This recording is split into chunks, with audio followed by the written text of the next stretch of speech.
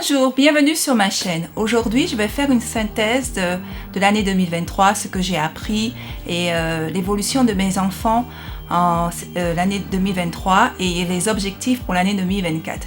Je suis guyanaise, une partie de la France, en Amérique du Sud. Je suis mariée, j'ai 4 enfants, je vis actuellement au Canada et j'étais infirmière avant. Et j'ai 2 enfants autistes. Donc c'est un autisme dit tardif, c'est-à-dire qu'ils avaient un développement normal et à partir d'un certain âge, vers 18 mois et 24 mois, ils ont perdu leurs acquis et c'est grâce à l'approche médicale qu'ils ont commencé à retrouver leurs acquis au niveau du langage, au niveau d'être un peu plus indépendants. Et au niveau de la santé surtout. La santé, c'est vraiment important. Donc, je vais parler un peu de Mathis. Alors, Mathis, il a 9 ans, donc il va à l'école, dans une école spécialisée et j'ai beaucoup de chance d'avoir mis mes enfants là. Bon, c'est plutôt une bénédiction parce que c'est vraiment difficile au Canada de trouver une école pour les enfants autistes parce qu'il n'y a pas d'accompagnateur pour les aider à suivre une école, aller dans une classe normale. Donc, c'est un peu difficile et je pense que c'est partout dans le monde et je pense qu'en France aussi c'est partout. Donc c'est vraiment un challenge, un combat pour trouver une bonne école pour les enfants qui les acceptent en plus et qui donnent des aides. Donc nous allons parler de cela parce que c'est vraiment important, l'éducation des enfants et tout enfant doit avoir la chance de pouvoir être éduqué correctement. Donc je vais parler un peu de Mathis. Mathis, il parle de mieux en mieux. L'année 2023 a été une année enrichissante pour lui parce qu'il a pris confiance en lui et il est devenu un peu le junior leader, comme on dit, c'est-à-dire c'est lui qui donne l'exemple aux enfants, aux autres enfants de la classe et aide le professeur à faire des choses aussi. Donc c'est bon pour lui d'avoir ce rôle de leader. Et donc au niveau du langage aussi, ça va mieux. Donc en 2022, il avait un talker, mais après il a dit qu'il n'a plus besoin parce qu'il arrive à s'exprimer un peu plus. Et de mieux en mieux, le vocabulaire s'enrichit de plus en plus. Au niveau comportemental, il a toujours les stimming, les gestes répétitifs, mais au niveau taper à terre, ça permet de réguler un petit peu. Mais on peut le faire sortir vite fait de taper à terre si on lui dit de faire quelque chose, et ça y est, il a fini. Donc on voit bien qu'il continue à progresser tranquillement, mais sûrement.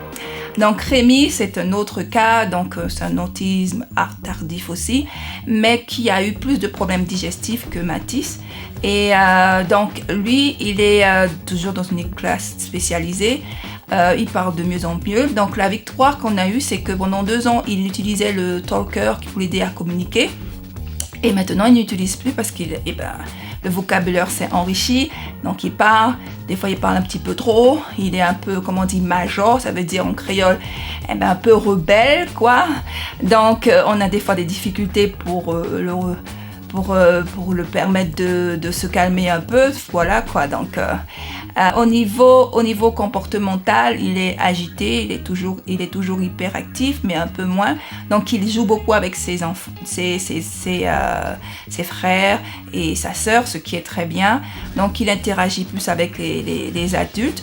Pas trop, mais il peut rester à écouter les instructions, c'est-à-dire qu'il peut faire un devoir d'1 heure de mathématiques ou d'anglais. Il est vraiment, s'il n'arrive pas, il va rester assis, il va travailler. Donc, c'est ce qui est bien. Donc, il a des difficultés au niveau de l'écriture. Il écrit très gros, mais maintenant, il écrit de plus en plus précis, un petit peu moins gros. C'est plus clair maintenant, un peu plus précis, donc c'est très bien. Donc, voilà. Au niveau de la santé, il a une meilleure digestion. Il mange bien, il continue à prendre ses soupes, ses bouillons, ses salades, il laisse toujours son riz et ses lentilles, merci maman. Et donc voilà, il progresse un peu plus lentement, mais pour moi le plus important c'est qu'il progresse et qu'il ait une bonne santé. Et quand on a une bonne santé, on est plus apte à apprendre mieux, donc c'est ça.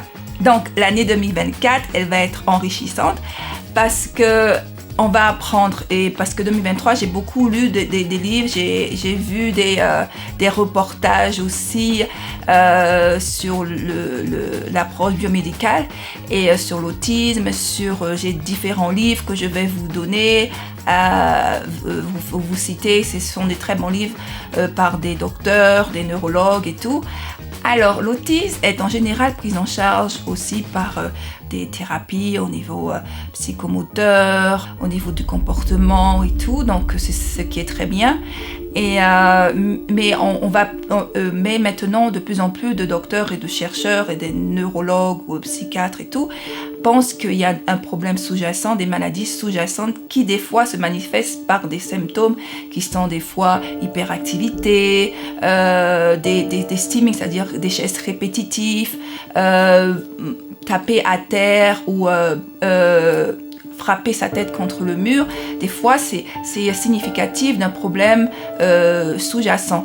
Donc, ce que je voulais vous partager, c'est que lorsque j'ai commencé l'approche biomédicale, la première chose que j'ai lue, c'est faire des examens sanguins. Donc, je suis retournée à Salmenard, mais j'ai demandé à faire des examens. Et les médecins n'ont pas voulu parce que pour eux, ils ont toujours le truc carré, c'est psychologique, donc voilà. Donc, j'ai fait des recherches, j'ai trouvé un laboratoire aux États-Unis, j'ai pu faire des examens au niveau des selles, au niveau des cheveux, au niveau des analyses sanguines aussi. Donc, ce qui m'a montré qu'un intestin poreux, hyperméabilité, des métaux lourds, manque de vitamines, donc voilà. Et ce que je voulais vous dire, par exemple, c'est quand vous êtes malade, je vais parler vraiment de cas, le cancer. C'est, par exemple, le cancer. Si vous avez le cancer ou vous avez des examens au préalable, examens sanguins, des IRM, des imageries, des ponctions, pour connaître un peu l'état de santé et la prolifération des cellules cancéreuses. On est bien d'accord. Mais quand on apprend que votre enfant est autiste, est-ce que les médecins prescrivent des examens complémentaires, des examens comme les selles, comme les examens pour détecter des métaux lourds, des examens au niveau sanguin, c'est-à-dire s'il y a assez de vitamine D, au niveau de la thyroïde, parce que tout est complet en fait. Mais non, donc c'est pas très automatique. C'est pour ça que on va parler des examens basiques que l'on peut faire pour les enfants autistes, qui sont recommandés par des médecins, des pédiatres aussi. Donc je vais mettre aussi les liens pendant l'année 2024. C'est beaucoup d'informations, mais c'est nécessaire parce que des fois un manque de vitamines, un manque de vitamine B12, un manque de vitamine D a des effets nocifs pour le corps. Donc, je vais toujours donner des exemples. Par exemple, Rémi, il battait les mains. Donc, je vous ai montré plusieurs fois les vidéos.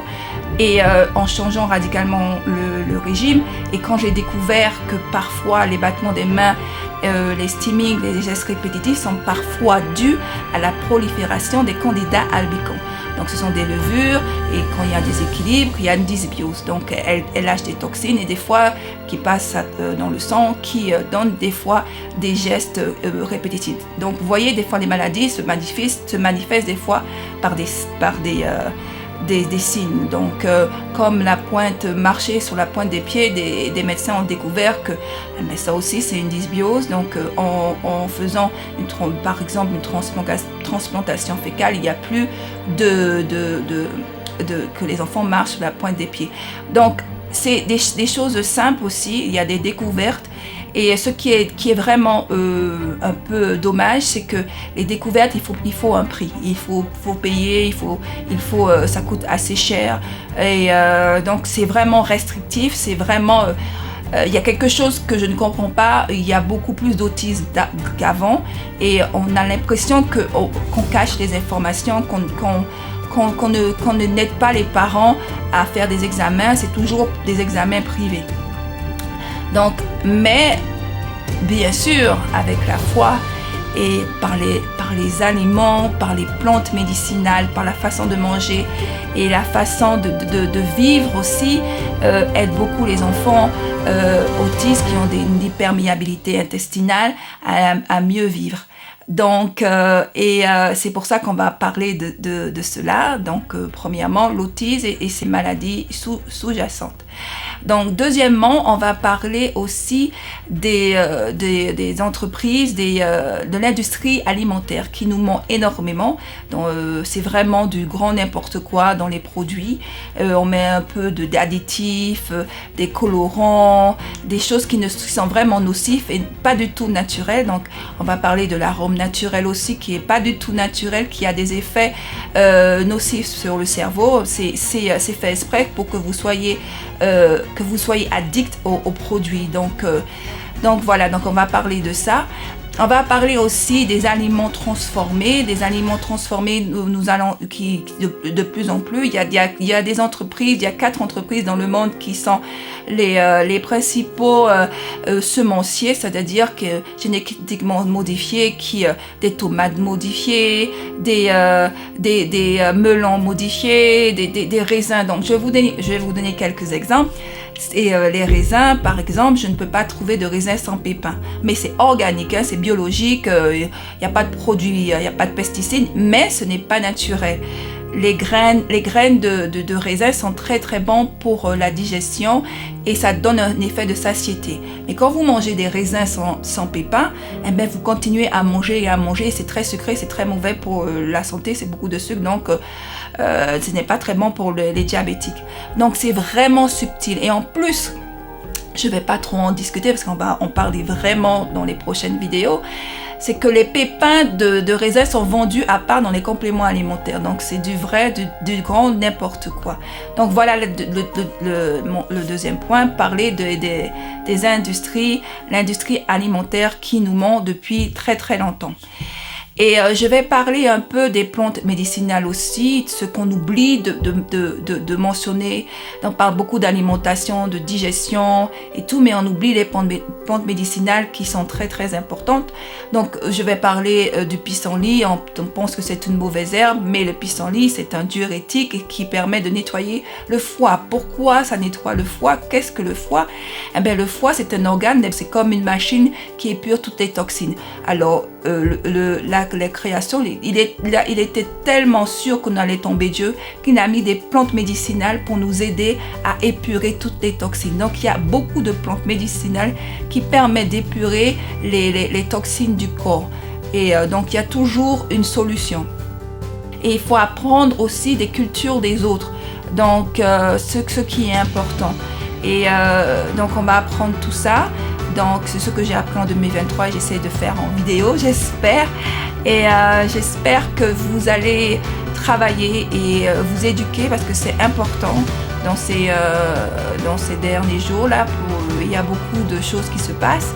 Il y a la technologie, c'est très très bien, mais si vous pouvez vous éteindre de temps en temps votre télé, votre portable, votre téléphone et prendre un livre et étudier, cela fait du bien. Le livre parfois c'est meilleur que la technologie parce que le fait de tourner des pages, le fait de toucher les pages, d'écouter de la musique, ça permet de vous relaxer. Donc il y a aussi le corps, mais il y a aussi l'esprit. Donc l'esprit peut soigner le corps et le corps peut soigner l'esprit.